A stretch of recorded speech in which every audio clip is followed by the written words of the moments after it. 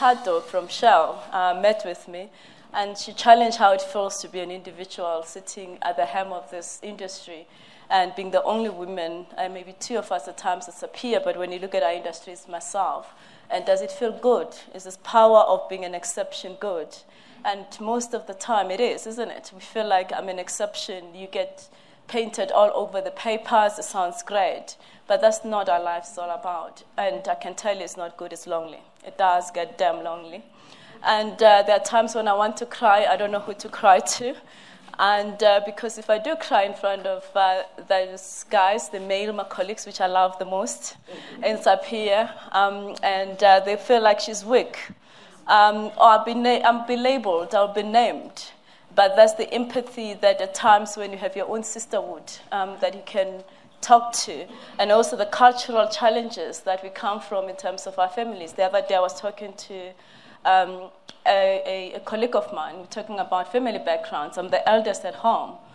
My younger brother, who's 15 years younger than me, when they were paying lobola for my sister, I was basically said that she needs to sit in the negotiations because.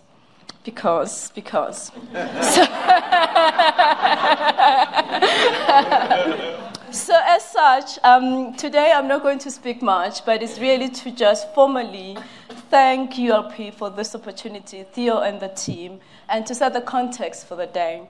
And I thought it was important in doing that to just go back to Francesca Jenner, who's a professor at Harvard. In one of her books, which says Rebel's Talent, those of you are Rebel Talent, and it says, the title is, Why It Pays to Break the Rules at Work and in Life. And I felt at part of the preamble of that book that says, do not let tradition bind you. See it as an opportunity to set you free. And that's the reality of where we operate within. Because if we don't find that source of energy, creativity, and innovation in these constraints that we operate within, we will forever look up to a lot of our male colleagues, and I'm not breaking up to give them a break, to pave the path for us. And some of us are very fortunate. I've been one of those fortunate female talent that I was identified at a very early age at Ernst & Young, and throughout my career, I had male who were committed to the D&I agenda, who gave me an opportunity to grow, push the boundaries. So I didn't become into becoming excellence and focusing on excellence by choice. I was forced to, because I had to do twice as hard to be able to succeed, not to disappoint all of the individuals that took interest in my career. But it's only a few of us. So how do we then open up that opportunity? So when Tato and I were having these dialogues, when discussing, we thought the theme, funnel to tunnel, is probably appropriate for us going forward. Because it is true that when you look at the work environment, I might have pressed several times, we have exceptional talent coming through universities, energized, hopeful.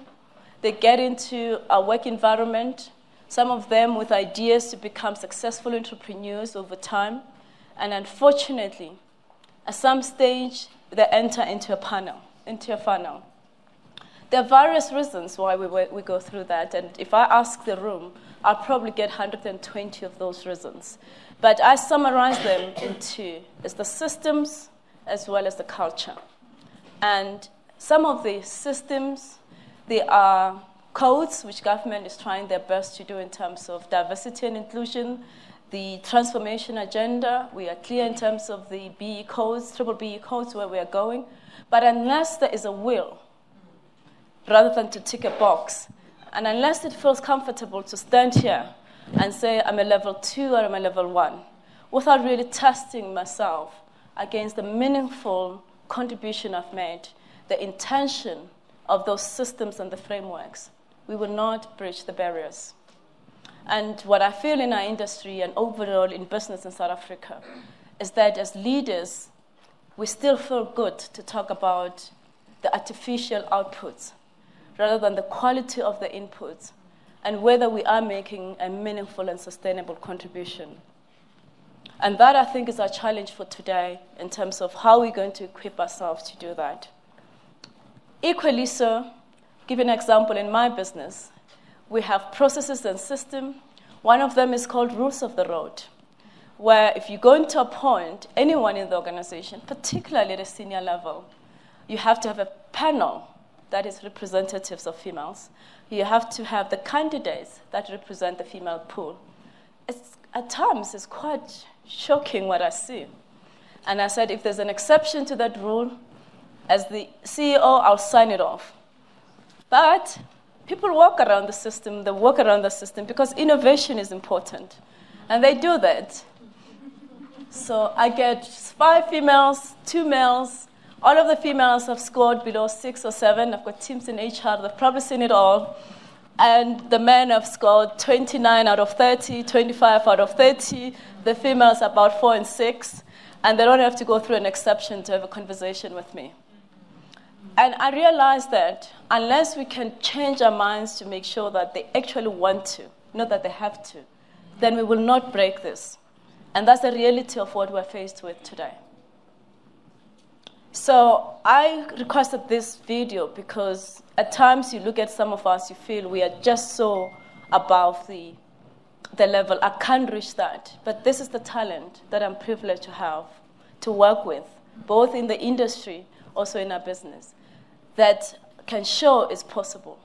But again, I think it is not going to be easy because the biases, the stereotypes that are all showing there are still prevalent today. And as women, for who we are, we don't want to talk about it.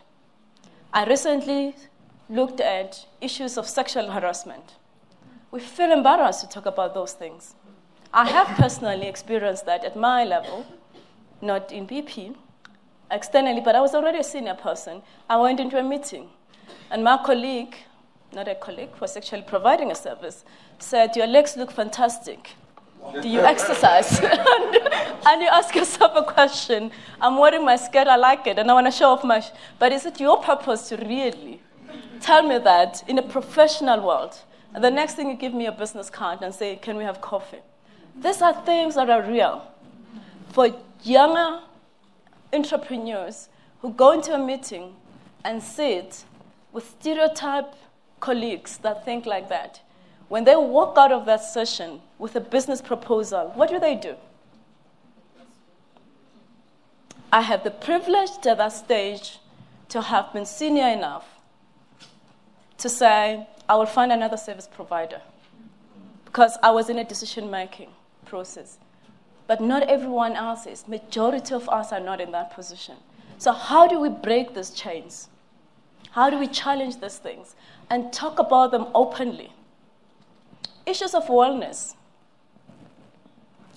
We carry a lot of responsibilities as mothers.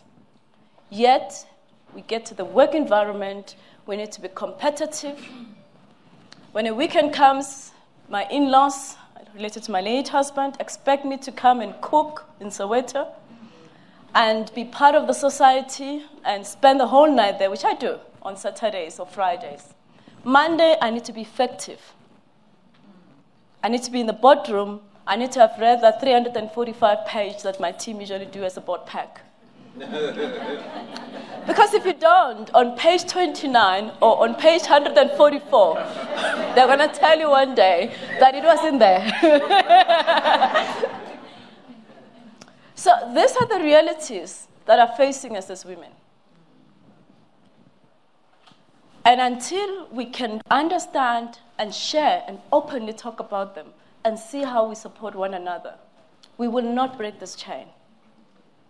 So I thought I'll talk about some good stats because as a peer, we like to believe and we talk about it all the time, and we've been there and to recognize the Demoris and our colleagues who have been here before who have paved this path because it wouldn't have been possible for me to stand here. So most of us are sitting at level 1 and level 2. So I recently had an opportunity, actually not recently, the last 12 months I had an opportunity to sit with my colleague at a charter council because we were debating the codes of good practice particularly for our industry. And it happened to be myself and Fanny, and we had a notebook with notes from my colleagues because I had to go and deliver the mandate. And the mandate was, we are the best transformed entity. We started in 2001.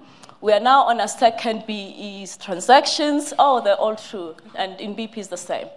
Our ex-colleagues or our previous investors have managed and secured so much out of the entity. And I sat in front of my colleagues who were angry. We were so apart. And I had to listen and look at ourselves as a peer in the lens of those. And it was embarrassing. I remember her saying to me, "You're going home. Are you going to sleep at night?" And I thought, sure, I can't sleep at night after understanding where the anger is coming from. And that anger was because we were not listening to each other.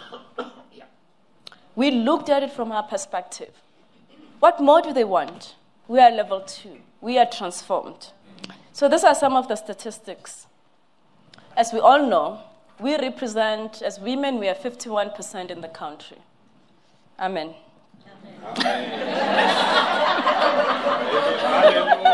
Exactly. In Sapia, at a junior and management level, junior professional and management level, we are 38%. Middle management, we're doing better. We've opened up that funnel with 39%. That is based on October 2018 stats. Top and senior management, men contribute 70% of the work environment. That's not bad. We are transformed. We are level 2. And then I asked my head of procurement to do an analysis on our procurement spending. Take out this fancy crude oil, which 99.9% of its costs go to government or to multinationals wherever we're sourcing our crude, in the Middle East or in West Africa. And look at our third-party spending outside of that and tell me how much of that goes to women. With more emphasis on the technical areas, after my colleague told me, "Do you sleep better at night?" What do you think the answer was? 0.5%. It sounds good. The 32, 70% sounds good. 6%. These are technical entities that we use in our industry. I bet if I take that statistic and extrapolate it around our industry, because if they were there, we will hire them. It would be a different picture. So my request for today, to those who come up to me, who are more knowledgeable, is how do we create this path? I want it to be big, we can see, to open up that funnel, to challenge this, and move from where we are today into a better destination, where the 51% majority of this country can participate in stimulating this economy and take it forward. And that's critical. We should stop dialoguing. It's good to dialogue. And we need to start moving into action. Part of that action is really around how do we challenge the status quo. It's good to see my male colleagues in the rooms because they have a fundamental role to play in helping us to pave the road, ensure the systems, the processes, the tools are in place, and to sponsor, to nurture, and to give us feedback, honest feedback. And thereafter, we need to make sure that all of us in this room are empowered. The other day, I was talking to a colleague in the industry, just on basic things around negotiations. There are biases. If you're sitting with a room, 12 men, 1 woman, they already spoke about soccer, etc. You walk in there, your confidence is not at the right level. How are you prepared? How do you negotiate? What's your value proposition? What's your best alternative to them? Do we think about them? What are the systems and processes that enables us to get into that? In terms of wellness, am I in the right mindset to be thinking about this, to apply my mind, to be able to succeed in that environment?